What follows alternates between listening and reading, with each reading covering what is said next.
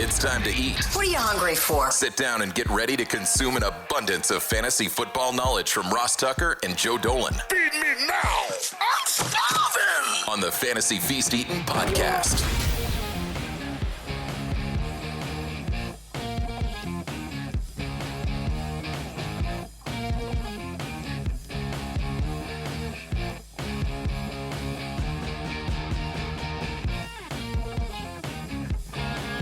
Yeah, let's eat, baby. It is the Fantasy Feast Eating Podcast. We are presented by DraftKings. I'm Ross Tucker, former NFL offensive lineman. Most of you know this. 5 teams, 7 years.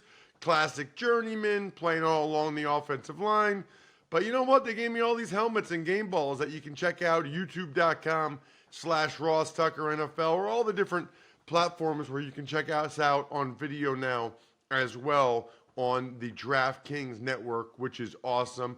This is the show that's so nice we do it twice. Every week during the NFL season, 2 episodes, one drops Wednesday, one drops very early Thursday morning, where we, and by we, I primarily mean he, the great Joe Dolan, tells you what you need to know for each game from a fantasy perspective. Doesn't mean we necessarily talk about every player, but he will tell you what you need to know, what's significant, what's new, what's noteworthy. Check me out on social, please, at Ross Tucker NFL. Check us out so you can see the highlight clips of all of our different programs at Ross Tucker Pod. And then check him out. He's a stud, Joe Dolan, at FG_Dolan, the original fantasy gangsta. You can also check out all of his work and really a host of others.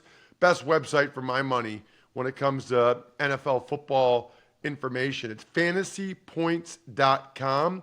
Just make sure you use the code 23feast to get the discount. 23feast at fantasypoints.com. Joe, we got a lot of stuff to talk about, including injuries. Let's start with the Thursday night game. It's the Niners and the Giants. And Saquon Barkley, laughably, Brian Daboll is acting like there's a chance he might play. It's so stupid. Like, you want to save the maybes for other weeks where it's maybe believable, right? To act like Saquon might play tomorrow night is laughable. He's not playing, Joe. I'd be shocked if he played. So we need to know what that means for everybody else. So, yeah, I'm not anticipating Saquon plays in this game. I also am questioning on the other side whether Brandon Ayuk is going to play in this game. He's got a shoulder injury. Obviously, he gutted through the pain in last week's game for the 49ers, but the quick turnaround might be problematic for him. The thing about the Giants is, look, Matt Breida is technically the backup. Destiny is all.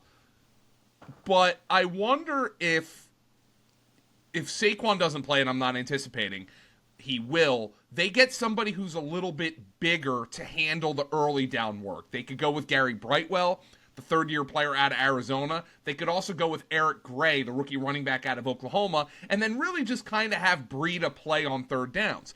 And, you know, if you're looking at this from a fantasy football perspective, the question is, does it even matter, Ross? Because the Giants are going up against the 49ers defense. This is why that, I mean, look, if you come back from 20-plus points down any week, I don't care who it's against, that's good for your team. But this is why it was so critical for the Giants to do it. Because if they lost to the Cardinals last week, they are staring 0-3 dead-ass square in the face. Because the 49ers are going to beat them on Thursday night, barring a miracle, because the Giants have a banged-up offensive line. The right side of their offensive line isn't good. The left side of their offensive line is banged up. Andrew Thomas obviously was hurt last week. Ben Bredeson, the left guard, is in the concussion protocol. So they are going to have a really difficult time. So I'm not even sure that Breida, Brightwell, any of these guys are going to be usable against this defense. And if you're looking for positives for the Giants, the second half against the Cardinals is certainly that. Daniel Jones resembled the fantasy quarterback that we had last year. But this week, probably not going to be the week you want to use to judge the Giants for the rest of the season. What about the Niners? So the Niners, using our fantasy points data, have our number 4 rush grade of the week, which is basically a way to measure the advantage that the offensive line has over the defensive line. And that's not surprising, considering Christian McCaffrey, Ross, has 88 rushing yards more than the next closest running back, that being Bijan Robinson. And the Giants have given up 51 fantasy points on non-scramble runs. That's third most in the NFL. They allowed huge games to Tony Pollard and James Conner. I do want people, not that you're benching Christian McCaffrey, but do note this. Elijah Mitchell did not play a snap last week. This is what Kyle Shanahan said. Quote, "We definitely got to get Elijah in there more and do better with our rotation going forward. That definitely wasn't the plan going in and just ended up that way. I got to make sure that doesn't happen." So Christian McCaffrey was back to his Christian McCaffrey ways. Every snap, every red zone snap, every target, every route, blah, blah, blah.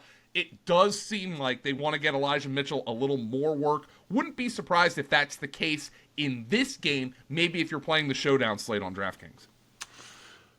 You know, this is a tough one this week in terms of my stud and my value pick for DraftKings. I think for my stud, I think I'm going to go with George Kittle. I know he's a little bit banged up, but I feel like, especially if Ayuk doesn't play, I think they want to limit the touches for McCaffrey a little bit. There's probably some concern that they're wearing him down.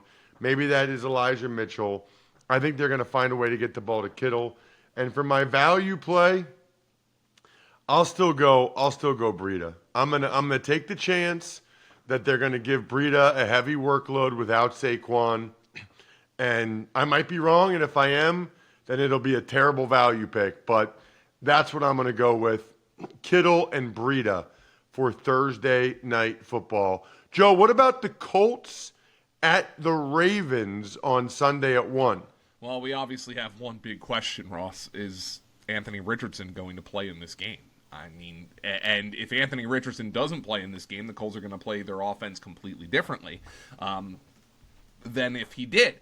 Anthony Richardson had 2 rushing touchdowns in the first quarter, and then good for him, by the way, self-reporting the concussion symptoms. That was, I think that shows a level of maturity that the Colts are probably glad they have in their young franchise quarterback. Yes, you want to have him out there, but the self-reporting of the concussion symptoms is really good. And I would anticipate the Colts are going to take it careful with Anthony Richardson. This is his second documented concussion. He had one back at Florida. Now, if Anthony Richardson doesn't go, that's good news in the touchdown department for Zach Moss. Zach Moss played all but 1 snap for the Indianapolis Colts last week after the disaster that was Deion Jackson's week 1. And he got every single touch that a Colt running back received in that game. He is an extremely viable running back too, even if especially if Gardner Minshew plays, because there's no threat of Anthony Richardson running the ball in for a touchdown if Gardner Minshew plays. So that is what I am looking for on the Indianapolis Colts sideline. Minshew, though, hey, look, he obviously we know is one of the top backup quarterbacks in the NFL, and he can get the ball to Michael Pittman, who has really been dominating targets thus far for the Colts. What about the Ravens offensively? It felt like the passing game looked a little bit better there, Joe. Well, there's obviously a big reason for that. Mark Andrews was back, and Lamar, I thought, played. The numbers weren't huge for Lamar Jackson, but I thought he played exceptionally well. He was in control in that game. 24-33 for 237 and 2 touchdowns. It wasn't a huge fantasy day. I think he's only run in like 3 touchdowns over his last 20 regular season starts, which is a problem for Lamar, but he still puts it up on the ground with 54 yards rushing. What we saw for Baltimore, number one, Zay Flowers is going to continue to be a thing. Odell Beckham's banged up, so we have to watch that. And in the backfield, if you picked up either Gus Johnson, if you picked up Gus Edwards or Justice Hill, you had a decent showing from both. Gus Edwards got the goal line work. He got the touchdown. Justice Hill had 11 carries himself, but he also got 3 targets. Gus Edwards is a 0 in the passing game. Both of those running backs, if you picked them up in the wake of the J.K. Dobbins injury, more of the RB3 flex type of guy. Moving on to the Tennessee Titans at the Cleveland Browns. Wow, we're 3 for 3 in terms of notable injuries that we need to discuss to start these games, Joe. Yeah, obviously Nick Chubb going down. I mean, Ross, it was just... I'm looking forward to a Monday night football where I don't have to sit there and just, like, lament a disastrous injury. I know it's part of football, but, like, Nick Chubb obviously did not deserve that. Like, just an ugly, ugly injury. By the time you're listening to this, your waivers have likely run. I'm in a couple leagues, Ross, where Jerome Ford went for 100 out of 100 fab dollars.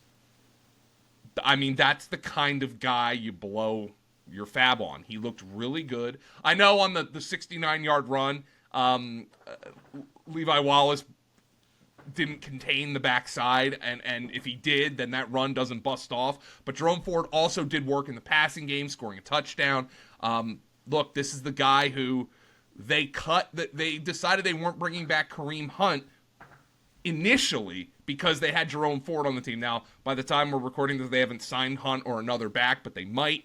We'll see if Pierre Strong works in after they traded for him. But it's just a disaster for the Browns because the elephant in the room now is we're 8 starts into Deshaun Watson's Browns career, and I don't think he's looked good once.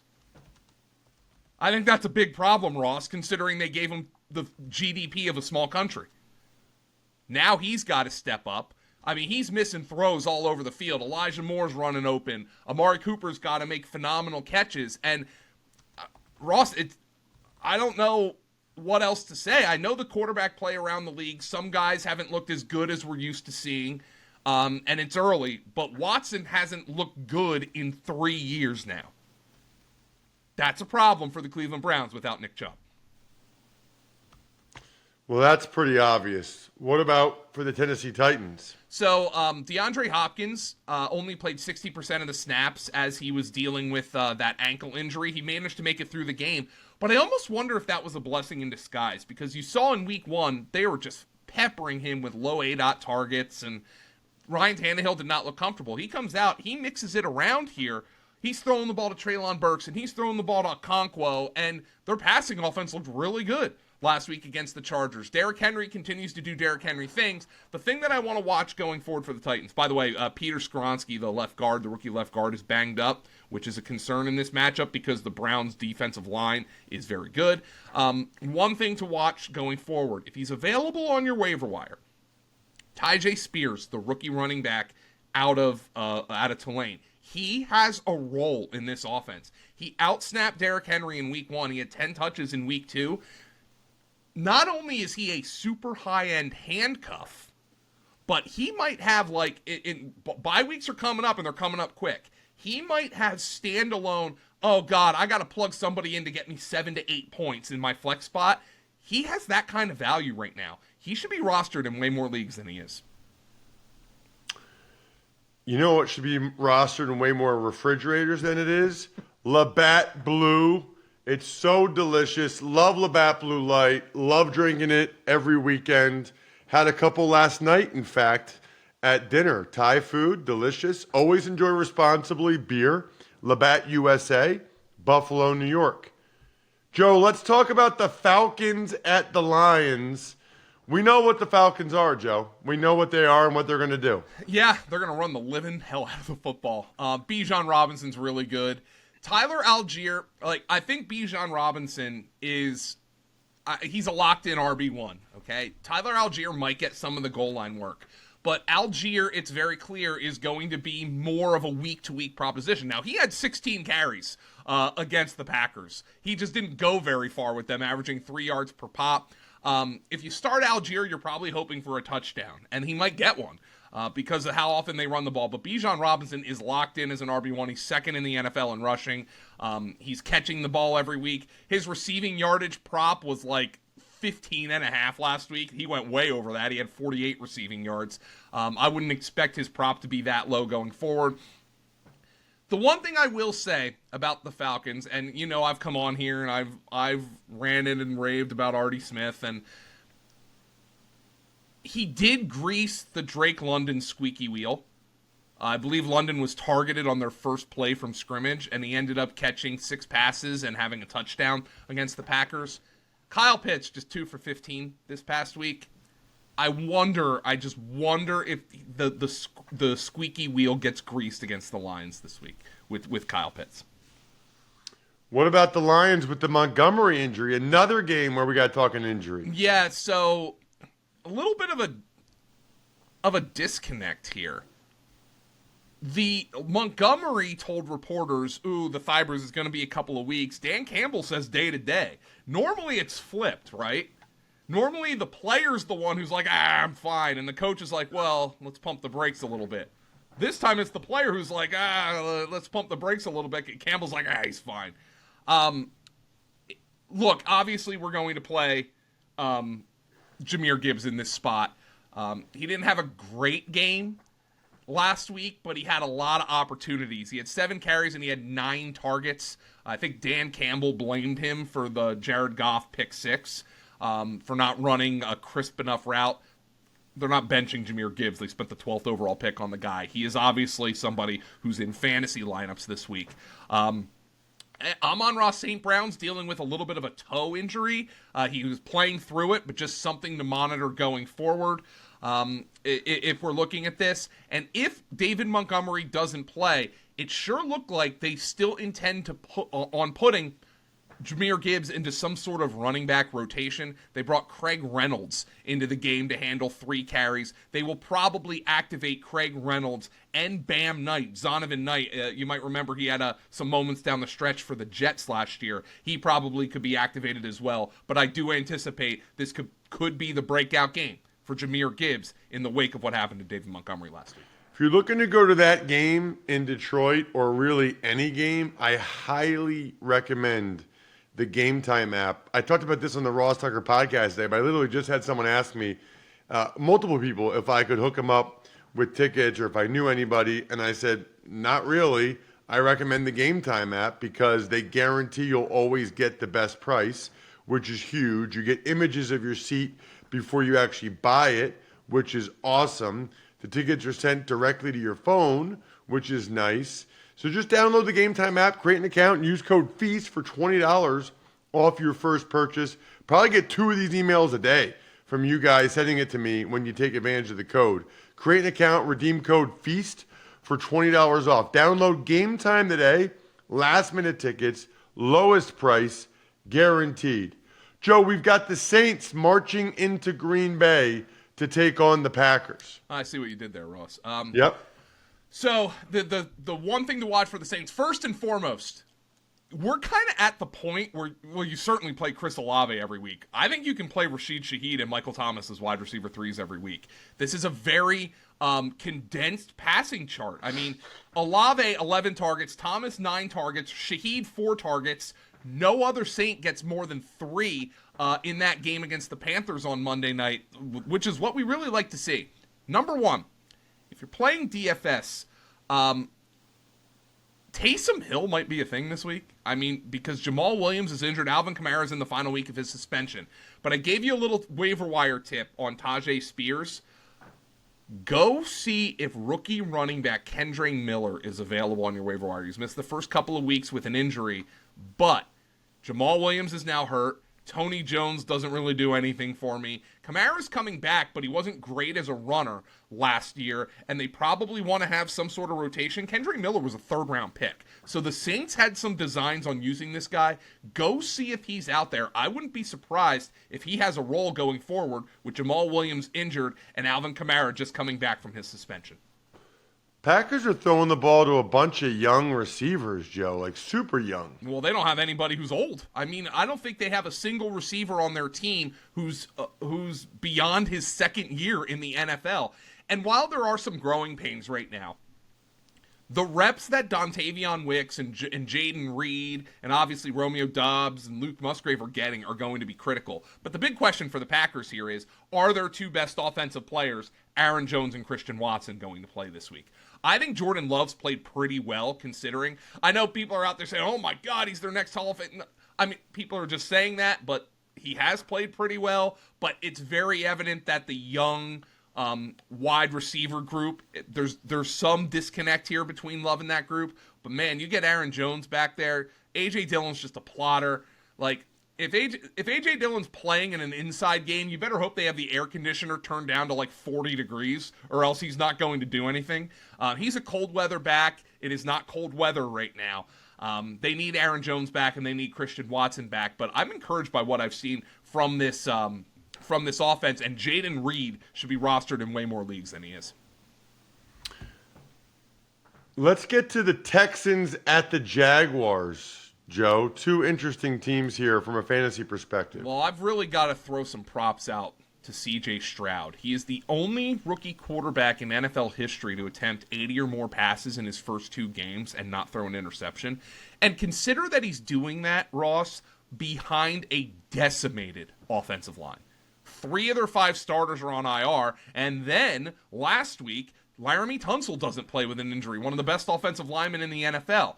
And you can see that offensive line is struggling because Stroud is eating a bunch of sacks. The Colts sacked him 6 times. He got sacked 5 times in the opener. They're not opening any holes whatsoever for Dameon Pierce, and yet Stroud's out there making throws. I have been incredibly impressed by Stroud, and I thought, dating back to his time at Ohio State, he was a quarterback who needed good protection. I thought he was kind of a Jared Goff type. Well, the early returns are this kid has a lot of poise, and he's getting the ball to Nico Collins, who our guy Brett Whitefield gave his Brett Whitefield's game ball to this week for how well he's playing. He is an every week wide receiver 3 right now, and Tank Dell, who was the preseason and training camp superstar, he gets elevated into a full-time role with Noah Brown on IR. He gets 10 targets.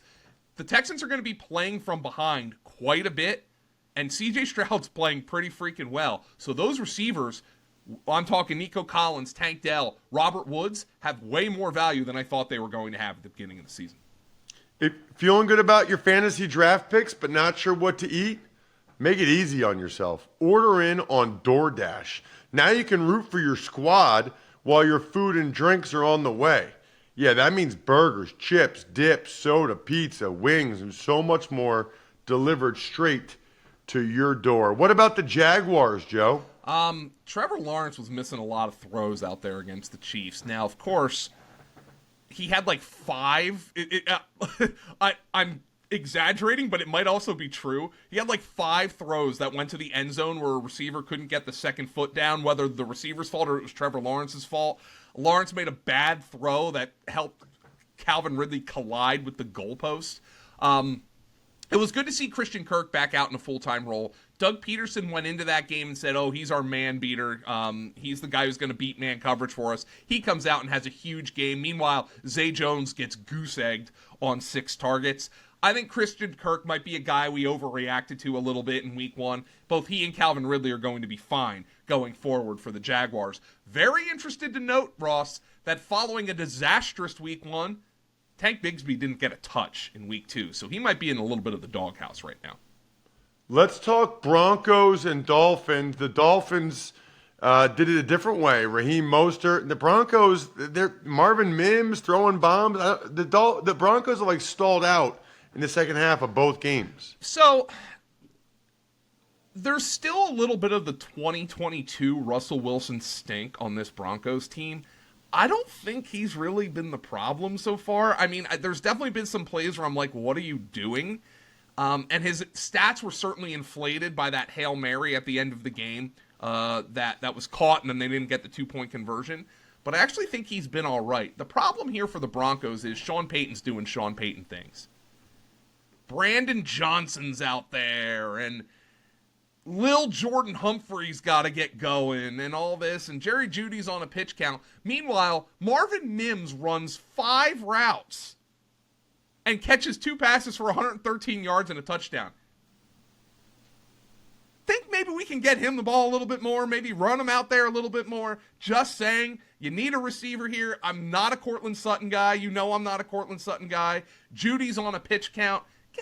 Come on, man. Get Marvin Mims involved a little bit more. In the backfield, Jaleel McLaughlin's getting the ball, and the fullback Burton's getting the ball. I wonder if they're going to run it a little bit more with Javonte Williams this week. Williams, 45% of the snaps in each of the first 2 games.